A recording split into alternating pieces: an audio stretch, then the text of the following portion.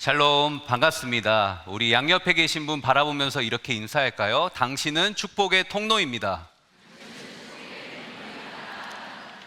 사단법인 꿈이 있는 미래는 지난 2달 동안 올 여름 한국교회 여름 성경학교 컨텐츠를 개발하였습니다. 이제 모든 준비를 다 마치고 내일 오후 1시 이곳에서 1차 강습회를 시작으로 6월 말까지 전국 7차 강습회를 진행합니다. 오늘은 그에 앞서서 VBS 주제에 대해서 여러분과 잠시 나누는 시간을 갖도록 하겠습니다. 여러분, 심리학 용어 중에 맥거크 현상이라는 용어가 있습니다. 이 현상은 동시에 유입된 시각 정보에 의해서 청각 정보가 왜곡되는 인지 오류 현상을 뜻합니다. 예를 들면 이런 거예요. 귀에는 가라는 소리가 들렸는데 그때 눈에 보여진 말하는 사람의 입모양은 바입니다. 그러면 뇌는 이 가라는 소리를 파라고 인식한다는 거예요. 왜 그럴까요? 여러분, 인간은 오감을 통해 외부의 정보가 유입이 되어지는데 외부에서 유입되는 정보의 80%는 시각 정보입니다. 그래서 시각 정보가 청각 정보를 압도하기 때문에 일어나는 왜곡 현상이 바로 맥거크 현상이죠. 그래서 여러분, 들리는 소리와 보이는 현상이 불일치하게 될 때 뇌는 오작동하게 되고 청각 정보가 훼손되어지는 것입니다. 그런데 이것은 우리의 다음 세대의 신앙생활에도 마찬가지입니다.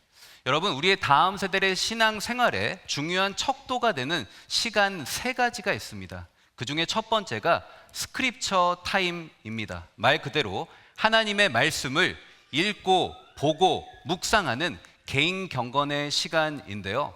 우리나라 기독 청소년들을 조사를 해봤더니 작년에 통계조사에 따르면 1일 평균 개인 경건 시간이 5분 미만에 해당하는 친구들이 50%에 육박이 되어졌고 80% 정도는 30분 미만이었다고 해요. 여러분, 많아요, 적어요? 굉장히 적은 수치가 아닐 수 없습니다. 그런데 이에 반해서 스크린 타임은 무엇일까요? 핸드폰과 SNS를 통해서 보게 되는 인터넷 사용 시간은 8시간에 육박했다라는 것이죠. 여러분, 압도적으로 많은 수치이지 않을 수가 없습니다. 그런데 이것은 하루에 청소년들이 자는 시간에 비해서도 월등히 많은 시간인 것이죠. 여러분, 한번 생각해 보세요. 우리 청소년들이 하나님의 말씀을 듣고 그 말씀대로 살아가야 되는 것이 믿음의 청소년의 모습일진데 그들은 너무나도 압도적인 시각 정보, SNS와 스마트폰을 통해서 가상 공간 속에서 주어지는 온라인 정보에 매몰되어진 채 살아가고 있는 것이죠. 결국 시각 정보에 의해서 나에게 들려진 하나님의 말씀이 왜곡되어지고 믿음이 오작동하게 되는 것입니다. 이른바 신앙생활의 맥거크 현상이죠. 자, 그렇다면 이 맥거크 현상을 어떻게 극복할 수 있을까요? 우리는 새로운 TMI 시대를 맞이해야 합니다. TMI, 수많은 정보에 파묻혀 사는 이 시대 가운데 우리는 육체의 눈을 닫고 믿음의 눈을 열어 살아계신 하나님을 거룩한 상상력으로 바라봐야 될 줄로 믿으시기를 바랍니다.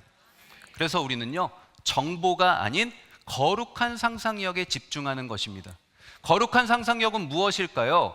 20%의 비시각적 채널 안에 담겨있는 보이지 않는 하나님을 믿음으로 100%로 끌어올리는 것이죠. 세상을 향해 눈을 닫고 믿음의 눈을 열어 살아계신 하나님이 나의 삶 가운데 역사하실 것을 믿음의 눈으로 바라보는 것, 그것이 바로 거룩한 상상력인 줄로 믿습니다. 여러분, 그래서 꿈미는 금년 여름 VBS를 아브라함에 대해서 다룹니다. 왜냐하면 성경 속에서 이 신앙생활의 맥거크 현상의 한복판에 있었던 사람이 누구냐? 바로 아브라함이기 때문이에요. 여러분, 우리가 담임 목사님을 통해서 아브라함에 대해서 다들 전문가 되셨잖아요. 그죠? 아브라함에 대해서 잘 알고 계실 텐데 이 아브라함은요, 들리는 하나님의 말씀과 보이는 현실이 불일치하였어요. 너는 복의 통로라고 했어요. 그리고 너는 이름이 창대해질 거라고 했어요. 너는 큰 나라가 될 것이라고 했어요. 너의 자녀들은 저 무별과 같이 많을 거라고 했는데 그는 고향을 떠나야만 했고 친척과 아버지의 집에서 맺은 사랑하는 사람들과의 관계를 강제적으로 다 끊어야만 했고 그는 철저히 남방으로 유랑 생활을 했고요. 그리고 큰 민족을 이루기를커녕 수십 년 동안 자녀 한 명이 없었습니다. 이러한 상황 속에서 그는 시각 정보에 철저히 매몰이 되어집니다. 하지만 그가 거룩한 상상력을 발휘하기 시작해서 점진적으로 강화되어 시각 정보를 이겨내기 시작하는데 그 과정에 타임라인에 중요한 세 가지 지점이 존재합니다. 창세기 12장, 창세기 14장, 창세기 22장. 소명과 사명과 순종의 현장이죠. 여러분, 소명을 받았을 때 복의 통로가 된다라고 했을 때 그는 거룩한 상상력을 발휘하기 시작해요. 어떻게 발휘했는가? 그것은 내일 강습해 오시면 제가 말씀드리겠습니다. 그리고 14장에서 복의 통로로서의 사명을 그가 감당하여서 가나안 땅의 그 무대 가운데 자신의 이름을 드러낸 첫 번째 순간이 바로 창세기 14장이고요.